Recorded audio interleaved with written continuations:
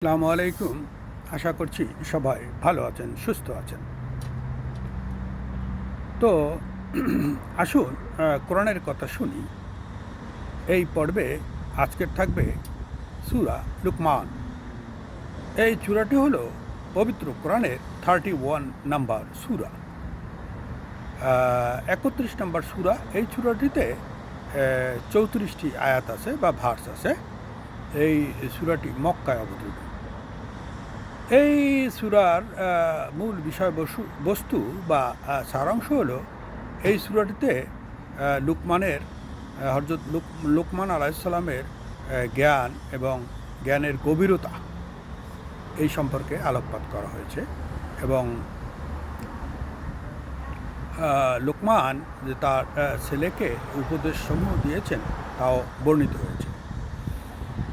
এই সূরাটিতে আরও আছে কিভাবে বিনয়ী হতে হবে, কিভাবে আল্লাহর বাদ বিশ্বাস করতে হবে যে আল্লাহ হলো এক এবং তার কোনো শরিক নেই। তারপর কিভাবে নীরবে নিভৃতে ইবাদত করতে হবে এই সম্পর্কে বিস্তারিত আলোকপাত করা হয়েছে। তাছাড়া প্রতিবেশী, আত্মীয় স্বজন এদের সবার সাথে কীভাবে বিহেভ করতে হবে এগুলোও বর্ণিত আছে। ও তাছাড়া কিয়ামত এবং কিয়ামতের পরে আমাদের উত্থানের কথাও বলা আছে। যাই হোক, আমি এটার বিস্তারিত ডিসক্রিপশনে দিব, তো আপনারা দেখে নেবেন এবং সেটা বাংলায়ও দেবো, ইংরেজিতেও দেবো। আমার কিছু ক্রিশ্চিয়ান ইংলিশ ভাষাভাষীর লোকজন আছে, তারাও দেখে নেবে। If any mistake please advice me. তো আসলে আমি যেটা দেখলাম সেটা হলো, আমার দৃষ্টি থেকে এটা ব্যক্তিগত মতামত। আসলে ধর্মে তো আল্লাহ তাআলা বলেছেন কোনো জবরদস্তি নেই। তো ধর্ম সহজ সরল।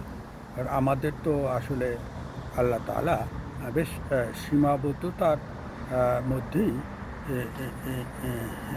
রেখেছেন। তো আমরা ইচ্ছা করলেই আমরা কোনো সীমা অতিক্রম করতে পারবো না।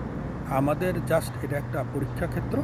এই পরীক্ষা ক্ষেত্রে বা পরীক্ষা ফিল্ডে কয়েকদিনের জন্য আমাদের এখানে আল্লাহ ডিপুট করেছেন। তো আমরা আছি এই স্বল্পকালীন সময়ের জন্য। এই স্বল্পকালীন সময়ে মহান গড বা আল্লাহকে পেতে খুব বেশি কষ্ট করতে হবে না, কারণ আল্লাহ আমাদের খুব কাছে আছে। আমি ব্যক্তিগতভাবে মনে করি আল্লাহ আমাদের খুব হেল্প করেন এবং সবসময় আমাদের তদারকি করেন এবং রিজিক দেন। এটা আমি এই পরিণত বয়সে বুঝতে পেরেছি। আর একটা জিনিস আমি মনে করি যে আমাদের ছোটোকাল থেকে যে ভুল ধারণা ছিল সেটা একটু চেঞ্জ হয়েছে। আল্লাহ হলো খ্রিস্টান, বৌদ্ধ, হিন্দু, সবার জন্য আল্লাহ, তার রহমত সবার জন্য। তো আমার কিছু ভুলভ্রান্তি বা জড়তা বা তুতলামি থাকলে আপনারা মাফ করবেন। আমি বাংলা পড়ার লোক, আমি আসলে একটা প্রচেষ্টা করে যাচ্ছি আর কি। তো অলরেডি আমি 30টা সূরার সারসংক্ষেপ বলেছি। আলহামদুলিল্লাহ, আজকের হলো 31 বা 31 নম্বর সূরা। আমার এই ধারাবাহিকতা অব্যাহত থাকবে, আপনাদের সহযোগিতা চাই। পাশাপাশি আমার চ্যানেলটা আপনারা যদি ভালো মনে করেন সাবস্ক্রাইব করতে পারেন।